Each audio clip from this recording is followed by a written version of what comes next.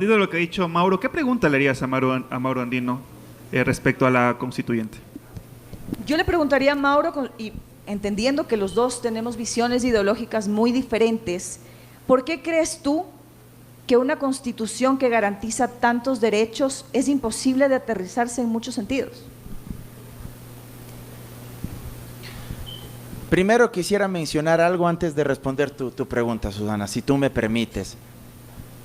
Lamento desilusionarte de que los ciudadanos podamos influir supuestamente en una potencial constituyente. ¿Y saben por qué? Porque las reglas electorales en la forma en que fueron diseñadas por Daniel Noboa y que lamentablemente le dio paso a la Corte Constitucional, facilita, promueve que ADN sea una de las dos fuerzas políticas que va a tener representación exclusiva en esa constituyente.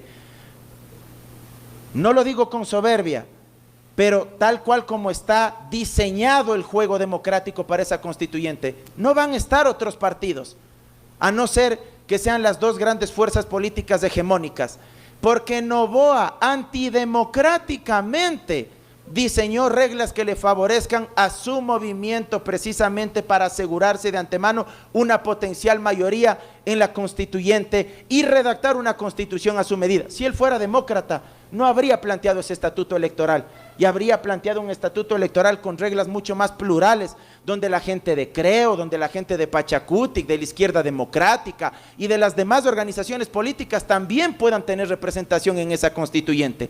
Luego, ¿por qué no se terminan de hacer realidad los derechos que están previstos en la Constitución?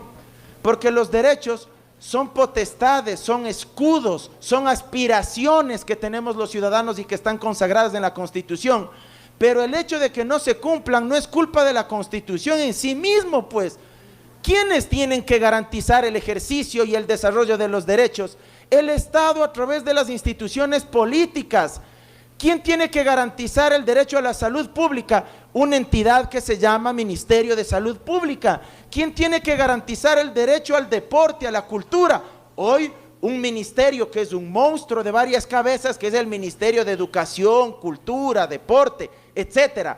Es decir, la institucionalidad del Estado debe garantizar a través de políticas públicas el que se puede ejercer esos derechos. Y alguien me dirá, porque ya les he escuchado varias veces decir, es que tanto derecho, y más ni para que se cumpla, ¿de qué sirve? Preferible borremos nomás los derechos, porque no sirven de nada. Nada más falso que aquello. ¿Saben por qué? Porque si estando escrito en la Constitución, los gobiernos neoliberales de los últimos años han hecho tabla rasa la Constitución, ¿se imaginan ustedes lo que sucedería si es que los derechos se eliminarían de nuestra Constitución? Simplemente no serían exigibles en la vía judicial, y por eso es que los derechos están reconocidos y por eso hay garantías constitucionales, jurisdiccionales. Por eso se puede presentar una acción de protección si es que una persona que tiene VIH o tiene una enfermedad catastrófica no recibe las medicinas oportunas por parte del Ministerio de Salud Pública.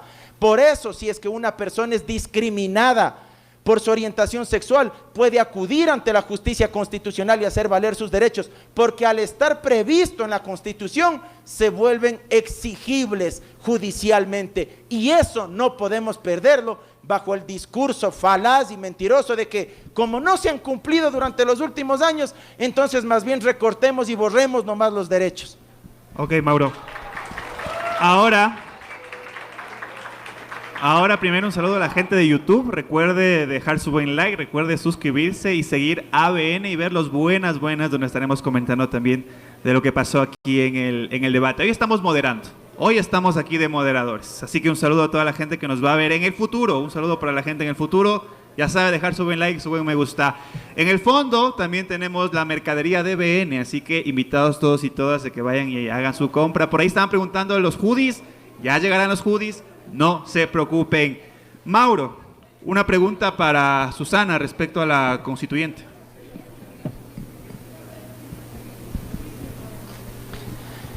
Directamente, ¿crees que los derechos de los trabajadores deben ser reformulados e incorporarse tal cual como en su momento quiso el presidente Guillermo Lasso a través de un proyecto de Código del Trabajo que no pasó porque era inconstitucional.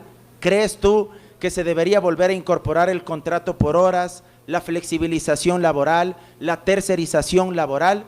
¿Crees tú que eso se debería incorporar en un proyecto de nueva constitución? Yo creo que una constituyente debe mirar a los 7 de cada 10 ecuatorianos que no tienen un empleo formal. Es una crueldad decir que buscar únicamente la flexibilización laboral va a coartar justamente que se ejerzan derechos laborales. Yo creo que hay que pensar en las formas en las cuales la Constitución y el Código del Trabajo, en última instancia, garanticen precisamente el derecho al trabajo adecuado. Si 7 de cada 10 ecuatorianos hoy no tienen un trabajo con las reglas de juego que tenemos, algo está mal, algo no funciona.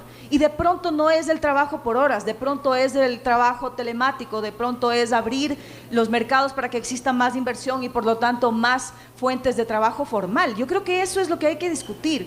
A mí personalmente me parece que sí hay que hacer cambios en la normativa laboral, porque hoy por hoy quienes tienen un trabajo y están adecuadamente afiliados al IES tienen un privilegio. Hay 7 de cada 10 personas que no tienen trabajo y en ese sentido las mujeres somos las mayores afectadas en el país. El Ecuador es el país con mayor número de mujeres emprendedoras, no por oportunidad, sino por necesidad. Pero en realidad esta suerte de emprendedoras lo que hace es tener un modelo de subsistencia, pero no tienes para cubrir tus necesidades básicas. Hay que pensar en las personas que están en situación de desempleo o en empleo precario. Así que si hay que hacer ajustes, los que se tengan que hacer para que los ecuatorianos tengamos trabajo, hay que hacerlos. Mauro, rápidamente.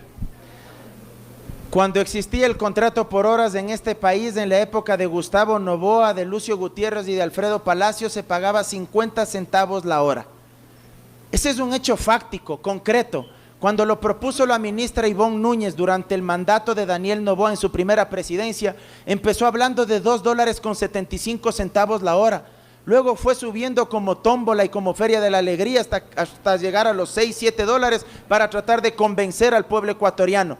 Pero en la práctica no existe una sola evidencia empírica, literatura al respecto que demuestre que el contrato por horas por sí solo genere mayores fuentes de empleabilidad, porque el mayor problema es el acceso a crédito para las medianas y pequeñas pymes.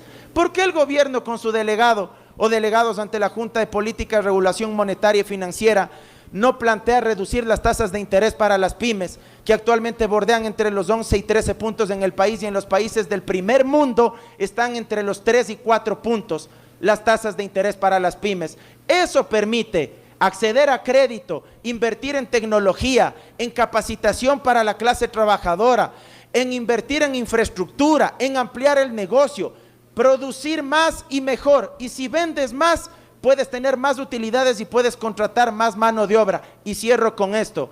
El contrato por hora y la tercerización únicamente lo que va a provocar es un incremento, entre comillas, de empleo artificial, porque si antes había un trabajador con salario básico unificado, luego habrán 2 o 3 con contrato por horas reemplazándole a ese trabajador, y se dirá, ahora tenemos más trabajadores, hemos generado nuevas fuentes de empleo, pero empleo precario, empleo indigno, sin seguridad social, sin décimos, sin beneficios de ley.